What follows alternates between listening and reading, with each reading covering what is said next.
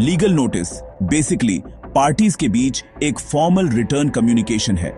यह किसी इंसान या किसी एंटिटी को इन्फॉर्म करने का एक तरीका है कि आप उनके खिलाफ लीगल एक्शन लेने वाले हैं। यह नोटिस अक्सर लीगल प्रोसीडिंग्स की लंबी रोड में सबसे पहला कदम होता है और यह एक ऑफिशियल वार्निंग की तरह काम करता है। लीगल नोटिस भेजने का प्राइमरी पर्पस अपनी शिकायत को क्लियरली कम्युनिकेट करना है। आप दूसरी पार्टी को बताते हैं कि उन्होंने क्या गलत किया है और आप उन्हें यह भी बताते हैं कि प्रॉब्लम को ठीक करने के लिए आप उनसे क्या चाहते हैं। यह पैसों की डिमांड हो सकती है, किसी खास एक्शन को करने की रिक्वेस्ट हो सकती है या कभी-कभी माफी भी हो सकती है। कोर्ट जाने से पहले अपने क्लेम को बताने का यह एक फॉर्मल तरीका है। ऐसी कई सिचुएशंस हैं जहां लीगल नोटिस जरूरी हो जाता है। फॉर इंस्टेंस, अगर किसी किराएदार ने कई महीनों से किराया नहीं दिया है तो मकान मालिक लीगल नोटिस भेज सकता है। चेक बाउंस के मामलों में नेगोशिएबल इंस्ट्रूमेंट्स एक्ट के तहत लीगल नोटिस एक मैंडेटरी स्टेप है। कंपनी और एम्प्लॉय के बीच के झगड़े जैसे गलत तरीके से नौकरी से निकालना अक्सर लीगल नोटिस से शुरू होते हैं। यह कंज्यूमर कंप्लेंट्स में भी आम है, जहां कस्टमर किसी प्रोडक्ट या सर्विस से नाखुश होता है। प्रॉपर्टी डिस्प्यूट्स, इनहेरिटेंस को लेकर फैमिली कॉन्फ्लिक्ट्स और पर्सनल लोन डिफॉल्ट्स दूसरे आम सिनेरियोज हैं। नोटिस इश्यू को क्लियरली बताता है और रिसीवर को इसे सॉल्व करने का चांस देता है। लीगल नोटिस भेजना कोर्ट में जाने से पहले एक इंपॉर्टेंट स्टेप है। यह दिखाता है कि आपने झगड़े को शांति से सुलझाने की कोशिश की है। इंडियन कोर्ट्स अक्सर इसकी सराहना करते हैं जब पार्टीज ने पहले कोर्ट के बाहर अपने इश्यूज को सॉल्व करने की कोशिश की हो। लीगल नोटिस दूसरी पार्टी के लिए आपकी डिमांड्स को पूरा करने का फाइनल मौका होता है। अगर वे नोटिस को इग्नोर करते हैं या पूरा करने से मना करते हैं तो आप इस फैक्ट को कोर्ट में एविडेंस के तौर पर यूज कर सकते हैं। यह आपके केस को स्ट्रॉन्ग बनाता है, यह दिखाकर कि आपने दूसरी पार्टी को अपनी गलती सुधारने का एक फेयर चांस दिया था। यह सिंपल डॉक्यूमेंट झगड़े में शामिल सभी के लिए बहुत टाइम और पैसा बचा सकता है। नोटिस एसेंशियली आपकी कंप्लेंट का एक फॉर्मल रिकॉर्ड होता है। यह आपके पर्सपेक्टिव से केस के फैक्ट्स को बताता है और उन लीगल ग्राउंड्स को बताता है जिन पर आप अपना क्लेम कर रहे हैं। यह नोटिस भेजकर आप ऑफिशियली दूसरी पार्टी को अलर्ट कर रहे हैं। उन्हें पोटेंशियल लीगल कॉन्सिक्वेंसेस के बारे में पता चलता है अगर वे एक्ट करने में फेल होते हैं। यह अक्सर रिसीवर को मामले को सीरियसली लेने के लिए मोटिवेट करता है।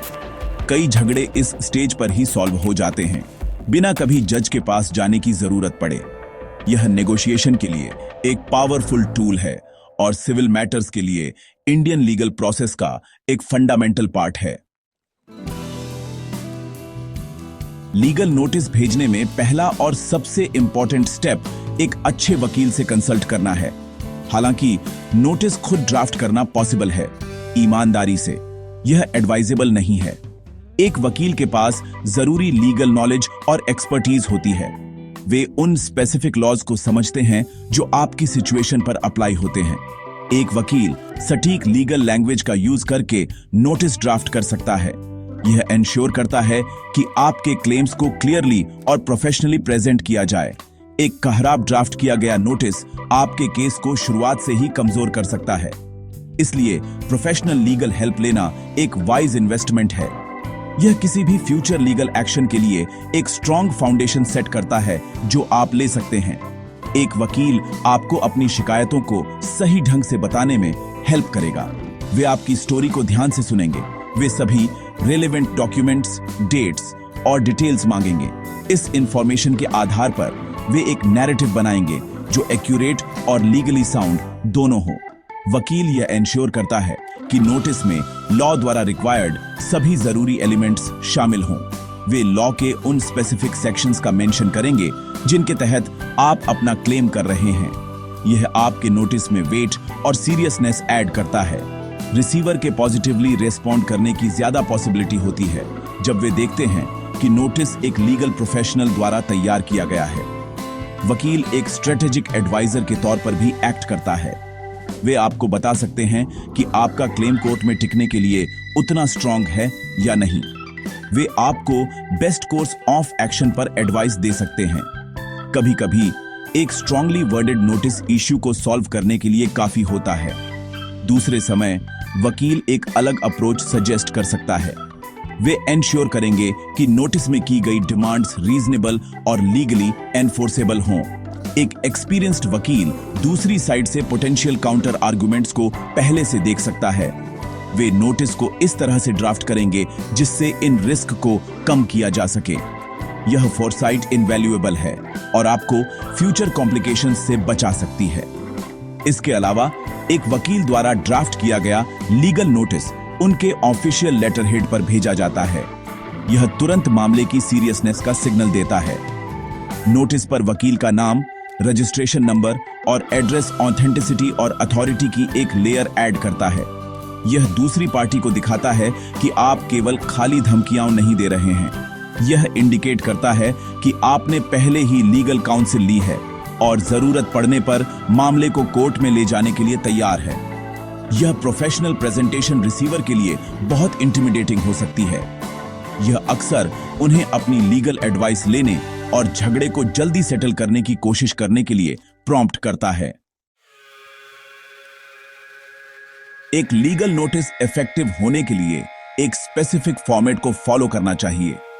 इसे हमेशा वकील के ऑफिशियल लेटर हेड पर ड्राफ्ट किया जाना चाहिए।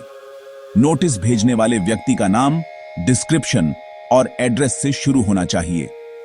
इसके बाद उस व्यक्ति का नाम, डिस्क्रिप्शन और एड्रेस आता है जिसे नोटिस भेजा जा रहा है। यह बहुत इंपॉर्टेंट है कि ये डिटेल्स एक्यूरेट और कंप्लीट हों। नोटिस में एक क्लियर सब्जेक्ट लाइन होनी चाहिए, जैसे कि ड्यूज के नॉन पेमेंट के लिए लीगल नोटिस। यह रिसीवर को डॉक्यूमेंट का पर्पस तुरंत समझने में हेल्प करता है। जिस डेट को नोटिस इश्यू किया जाता है वह भी एक इंपॉर्टेंट एलिमेंट है। नोटिस का बॉडी वह जगह है जहां आप केस के फैक्ट्स बताते हैं। इस सेक्शन को clear, step by step manner में लिखा जाना चाहिए। आपको उन घटनाओं का एक डिटेल्ड अकाउंट प्रोवाइड करना होगा जिनके कारण झगड़ा हुआ। सभी रेलेवेंट डेट्स, टाइम्स और प्लेसेस का मेंशन करें। आपको स्पष्ट रूप से बताना होगा कि दूसरी पार्टी के एक्शंस ने आपको कैसे लॉस या इंजरी पहुंचाई है। यह पार्ट पूरी तरह से फैक्चुअल होना चाहिए और इमोशनल लैंग्वेज से बचना चाहिए। फैक्ट्स बताने के बाद नोटिस में आपको जो रिलीफ चाहिए वह स्पेसिफाई करना चाहिए। यह एक स्पेसिफिक अमाउंट की डिमांड हो सकती है, प्रॉपर्टी की वापसी या एक कॉन्ट्रैक्चुअल ऑब्लिगेशन को पूरा करना। आपको रिसीवर को कॉम्प्लाई करने के लिए एक रीजनेबल टाइम फ्रेम देना होगा, आमतौर पर 15 या 30 दिन। लीगल नोटिस भेजने की फीस स्ट्रक्चर अलग अलग हो सकती है। कॉस्ट कई फैक्टर्स पर डिपेंड करती है। इनमें केस की कॉम्प्लेक्सिटी और वकील का एक्सपीरियंस शामिल है। चेक बाउंस जैसे सीधे साधे इश्यू के लिए एक सिंपल नोटिस कम कॉस्ट का हो सकता है। प्रॉपर्टी डिस्प्यूट के लिए एक ज्यादा कॉम्प्लिकेटेड नोटिस में नेचुरली ज्यादा कॉस्ट आएगी। वकील की फीस में आमतौर पर कंसल्टेशन, नोटिस का ड्राफ्टिंग और कोई भी माइनर रिवीजन शामिल होता है। बाद में किसी भी कंफ्यूजन से बचने के लिए अपने वकील के साथ फीस पर पहले से डिस्कस करना इंपॉर्टेंट है। यह फीस वकील के टाइम और आपके केस के लिए लीगली साउंड डॉक्यूमेंट तैयार करने में उनकी एक्सपर्टीज के लिए एक प्रोफेशनल चार्ज है। फाइनली, नोटिस पर वकील के साइन होने चाहिए। कुछ मामलों में क्लाइंट को भी साइन करने की जरूरत हो सकती है। नोटिस को स्पष्ट रूप से लीगल कॉन्सिक्वेंसेस बताने चाहिए अगर रिसीवर दिए गए टाइम के भीतर डिमांड्स को कॉम्प्लाई करने में फेल होता है। इसमें मेंशन होना चाहिए कि सेंडर को कोर्ट में सिविल या क्रिमिनल प्रोसीडिंग्स शुरू करने के लिए फोर्स किया जाएगा। यह क्लॉज फाइनल वार्निंग के तौर पर काम करता है। पूरा डॉक्यूमेंट ऐसी लैंग्वेज में लिखा होना चाहिए जो समझने में आसान हो, भले ही इसमें लीगल टर्म्स हों। गोल अपनी पोजीशन को क्लियरली कम्युनिकेट करना है, जिससे मिसअंडरस्टैंडिंग या एम्बिग्विटी के लिए कोई जगह ना रहे। एक बार लीगल नोटिस ड्राफ्ट और फाइनलाइज हो जाने के बाद अगला स्टेप इसे दूसरी पार्टी को भेजना है। नोटिस को एक रिलायबल और ट्रैकेबल मेथड से भेजा जाना चाहिए। इंडिया में सबसे आम और legally accepted methods acknowledgement due या स्पीड पोस्ट के साथ रजिस्टर्ड पोस्ट हैं। इंडिया पोस्ट से इन सर्विसेज का यूज करने से डिलीवरी का प्रूफ मिलता है। एक्नॉलेजमेंट ड्यू कार्ड, जिस पर नोटिस रिसीव करते समय रिसीवर साइन करता है, यह ठोस सबूत के तौर पर काम करता है कि नोटिस डिलीवर हो गया था। यह प्रूफ बहुत इंपॉर्टेंट है अगर केस कोर्ट में जाता है। यह दूसरी पार्टी को यह क्लेम करने से रोकता है कि उन्हें कभी नोटिस नहीं मिला। आपको अपने रिकॉर्ड्स के लिए हमेशा लीगल नोटिस की एक कॉपी रखनी चाहिए। यह कॉपी भेजी गई कॉपी के जैसी ही होनी चाहिए। आपको ओरिजिनल पोस्टल रसीद और एक्नॉलेजमेंट कार्ड वापस आने पर भी रखना चाहिए।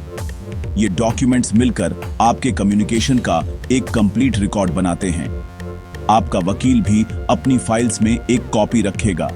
यह प्रैक्टिस एक पेपर ट्रेल बनाए रखने के लिए इंपॉर्टेंट है। अगर आपको बाद में कोई मुकदमा दायर करने की जरूरत पड़ती है तो ये डॉक्यूमेंट्स आपके एविडेंस के पार्ट के तौर पर कोर्ट में सबमिट किए जाएंगे। रिकॉर्ड्स का एक कंप्लीट सेट होने से आपका केस बहुत स्ट्रांग और ज्यादा ऑर्गेनाइज्ड बनता है। नोटिस भेजने के बाद आपको उसमें मेंशन किए गए टाइम पीरियड के एक्सपायर होने का वेट करना होगा। यह आम तौर पर 15 से 30 दिन होता है। इस दौरान रिसीवर रिस्पॉन्ड कर सकता है। वे आपकी डिमांड्स मान सकते हैं, एक सेटलमेंट प्रपोज कर सकते हैं या आपके क्लेम्स को डिनाई करते हुए एक रिप्लाई नोटिस भेज सकते हैं। अगर वे नेगोशिएट करने के लिए आपसे या आपके वकील से कांटेक्ट करते हैं तो यह एक पॉजिटिव साइन है। कई झगड़े इस स्टेज पर डिस्कशन के जरिए सॉल्व हो जाते हैं। अगर रिसीवर आपकी डिमांड्स को कॉम्प्लाई करता है तो मामला सॉल्व हो जाता है। अगर वे काउंटर एलिगेशंस के साथ एक रिप्लाई नोटिस भेजते हैं तो आपका वकील आपको एक सूटेबल रेस्पॉन्स ड्राफ्ट करने में हेल्प करेगा। अगर रिसीवर नोटिस को इग्नोर करता है या दी गए टाइम फ्रेम के भीतर कॉम्प्लाई करने से मना करता है तो आप लीगल एक्शन के साथ आगे बढ़ सकते हैं। लीगल नोटिस और उसकी डिलीवरी का प्रूफ आपके कोर्ट केस का फाउंडेशन बन जाते हैं। आप उचित कोर्ट में मुकदमा दायर कर सकते हैं। नोटिस इस बात के सबूत के तौर पर काम करता है कि आपने दूसरी पार्टी को लिटिगेशन का सहारा लेने से पहले झगड़े को सॉल्व करने का एक फेयर अपॉर्चुनिटी दिया था। एसेंशियली एक लीगल नोटिस कोर्ट के इंटरवेंशन के बिना झगड़े को सेटल करने का एक फॉर्मल अटेम्प्ट है। यह इंडिया में लीगल लैंडस्केप को नेविगेट करने में एक फंडामेंटल और स्ट्रेटेजिक फर्स्ट स्टेप है जो एक रेजोल्यूशन के लिए रास्ता बनाता है, या तो शांतिपूर्ण तरीके से या कोर्ट के जरिए।